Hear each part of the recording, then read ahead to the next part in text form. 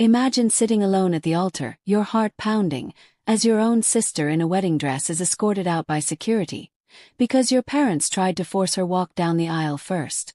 That's exactly what happened to me. And I turned it into one of the sweetest paybacks of my life.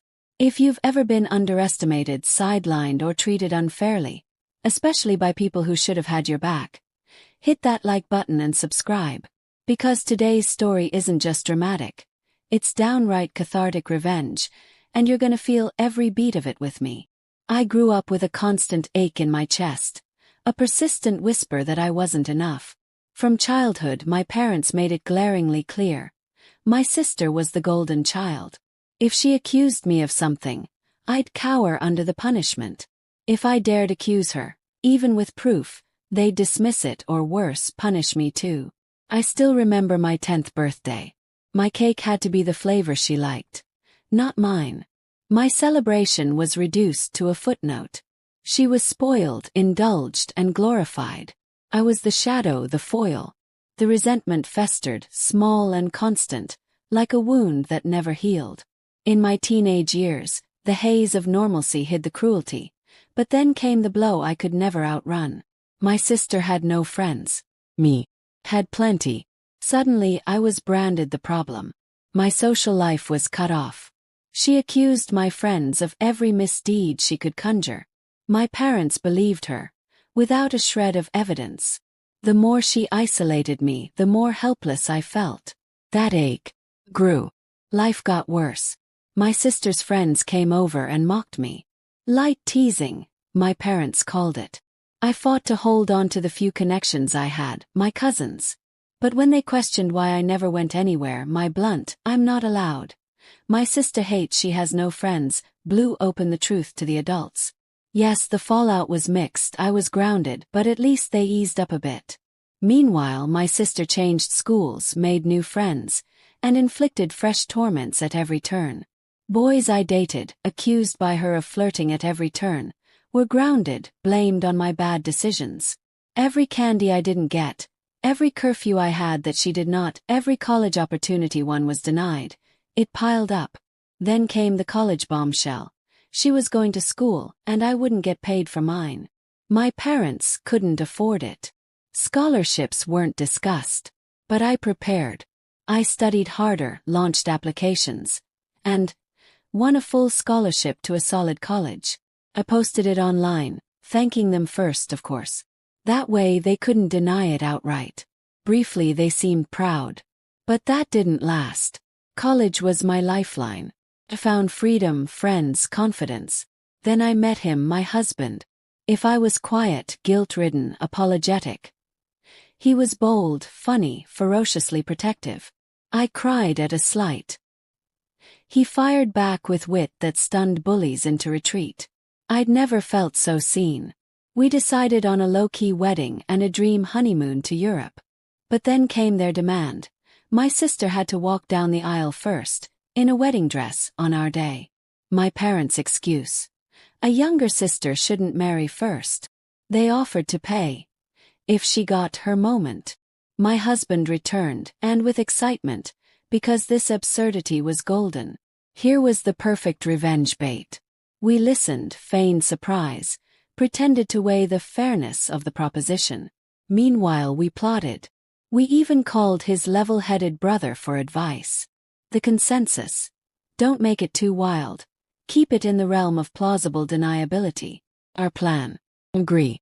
Accept the funding but hire security and keep my sister out.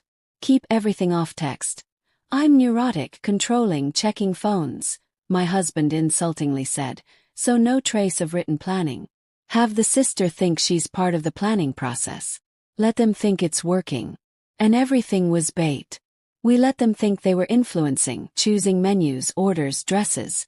All the money went to the wedding they thought would spotlight my sister, while we cheekily shaped it to our vision. I even played along as the meek, accommodating bride-to-be.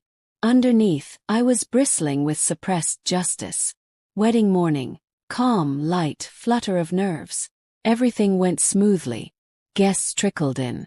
My parents and sister believed the timing was perfect. She'd walk down first, catching me off guard. But here's how it unfolded. Guests were seated. My sister was on her way. Texting, preparing. Unexpectedly, instead of her, I walked down the aisle. My dad's face froze. Wide-eyed, pale, trembling. Confusion rippled through the room. My friend, who was in on the plan, gasped. "Why is she walking?" People whispered. Hush fell. My dad rushed forward, phone buzzing, saying she's minutes away. Meanwhile, our planted friend's drama stoked the fire. My husband's dad swooped in and grabbed my hand, guiding me with quiet words of strength. My pulse raced. This was it. The world caught fire under their expectations. I reached the altar through a hall of confusion. My sister's call went straight to voicemail. Someone had locked her out. Security refused to let her inside, citing already a bride. Fury, fury, screams followed. My parents scrambled, threatening police. My husband kept his face blank, insisted he never agreed to anything. No proof.